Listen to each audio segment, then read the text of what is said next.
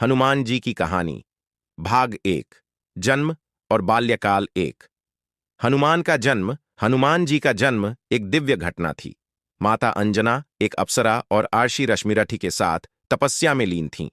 उनकी तपस्या से प्रसन्न होकर वायुदेव पवन देव ने उन्हें वरदान दिया कि उनका पुत्र अत्यंत बलशाली और बुद्धिमान होगा, जो दैवीय शक्तियों से संपन्न होगा। माता अंजना ने एक बंदर के रूप में वायुदेव से पुत्र की प्राप्ति की। वायुदेव ने अपनी शक्ति से माता के गर्भ में एक दिव्य बालक का संचार किया। इसी प्रकार जन्मे बालक का नाम हनुमान पड़ा। हनुमान नाम का अर्थ है वह जिसके मुख में हनु, गाल पर चोट लगी हो। ऐसा इसलिए क्योंकि एक घटना में उनके गाल पर चोट लगी थी। 2। बाल्यकाल की लीलाएं। हनुमान जी बचपन से ही अत्यंत चंचल, पराक्रमी और विद्वान थे। उनके बाल्यकाल की कई प्रसिद्ध कथाएं हैं। सूर्य को फल समझकर पकड़ने की कथा। एक बार हनुमान जी ने सूर्य को लाल रंग का एक बड़ा फल समझा और उसे पकड़ने के लिए उड़ गए। सूर्य देव ने उन्हें पकड़ने की कोशिश की, जिससे आकाश में बहुत हलचल मची। देवताओं ने वायुदेव से विनती की कि बालक को वापस लाएं।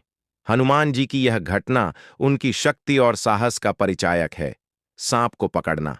एक बार हनुमान जी ने एक सांप को पकड़ लिया जो उनके मित्र को डंसने वाला था। इस प्रकार उन्होंने अपने मित्रों की रक्षा की। आर्षि के आग्रह पर अनिष्ट न करने का वचन।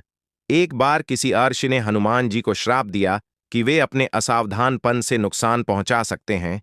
तब वायुदेव ने उन्हें एक वरदान दिया कि हनुमान जी हमेशा संयमित और भद्र रहेंगे। 3। हनुमान के गुण और विशेषताएं। हनुमान जी केवल बलवान ही नहीं, बल्कि बुद्धिमान, दयालु और सत्संग प्रिय भी थे। उन्हें चारों वेदों का ज्ञान था। वे सभी देवताओं के प्रिय थे और विशेष रूप से भगवान शिव के अवतार माने जाते हैं। उनकी उपस्थिति से भय दूर हो जाता है।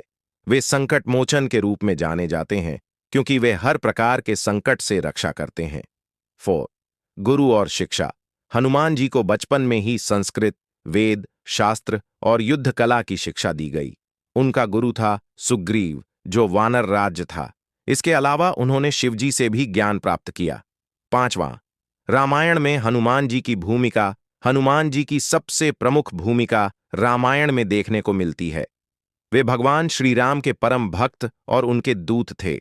सीता माता की खोज और लंका दहन उनकी महानतम कृतियों में से हैं। अगर आप आगे का भाग देखना चाहते हैं तो हमारे चैनल को सब्सक्राइब करें।